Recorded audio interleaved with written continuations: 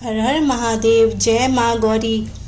कैसे की जाती है करवा चौथ की पूजा तथा कौन से लोग करवा चौथ की पूजा कर सकते हैं और कौन से वो लोग हैं जिनको करवा चौथ की पूजा नहीं करनी चाहिए और व्रत भी नहीं रखना चाहिए। अगर आप कर रहे हैं तो ये शास्त्रों में नहीं किया जाता है और ये पाप के भागीदारी होते हैं। ऐसा करने से उनको पाप लगता है तथा उनकी आयु भी कम हो जाती है। इस तरह की जाती है करवा चौथ व्रत की पूजा। जाने संपूर्ण पूजन विधि।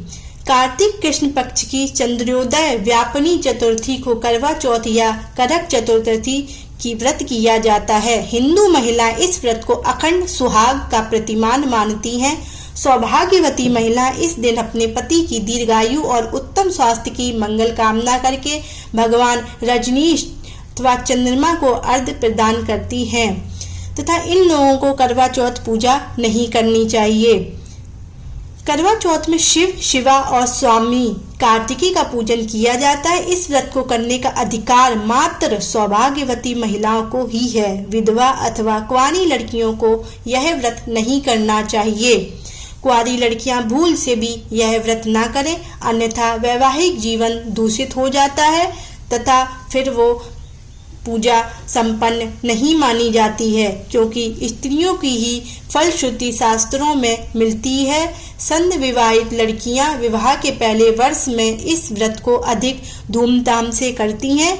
शादी वाले वर्ष कन्या पक्ष से भी ससुराल वालों के लिए फल, मिष्टान, मटरी, खांड के 13 करवे और सासू माँ की तियल बायने के रूप में आती है। एक लोटा, एक तौलिया और एक विशेष करवा ससुर को भेंट दिया जाता है तथा इस दिन आपको क्या क्या करना चाहिए जान लीजिए।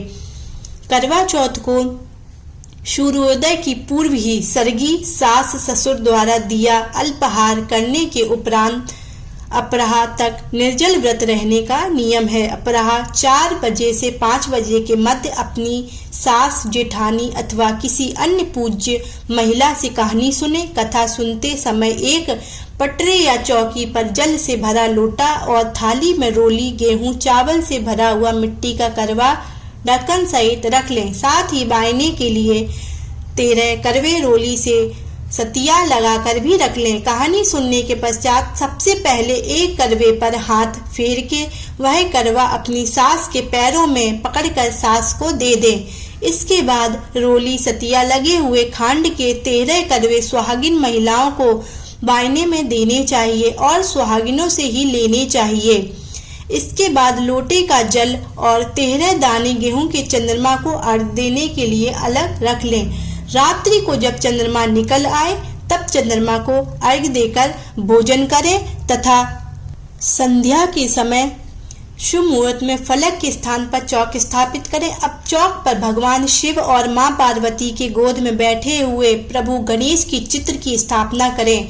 मां पार्वती को श्रृंगार सामग्री अर्पित करें और मिट्टी के करवा में जल भरकर पूजा स्थान पर रखें। अब भगवान श्री गणेश, मां गौरी, भगवान शिव और चंद्रदेव का ध्यान कर करवा चौथ व्रत की कथा सुने। चंद्रमा की पूजा कर उन्हें अर्घ्य दें। फिर छलनी की ओट से चंद्रमा को देखें और उसके बाद अपने पति का चेहरा देखें।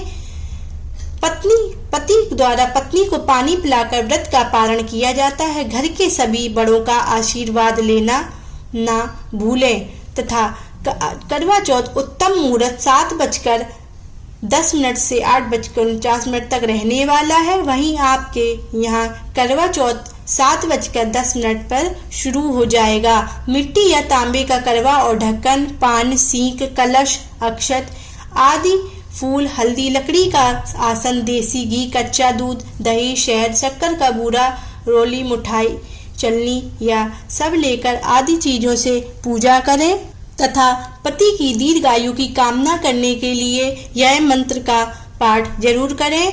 नमस्ते शिवाय सर्वाण्ये सौभाग्यम संतति शुभा प्रच्यम भक्ति युक्तान्ना नारिणा हर वल्लभे।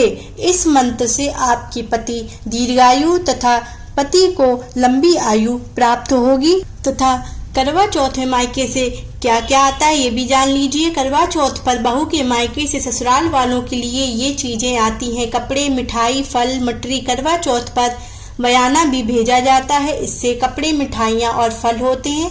बयाना शाम को करवा चौथ की पूजा से पहले ही पहुंच जाना चाहिए। करवा चौथ पर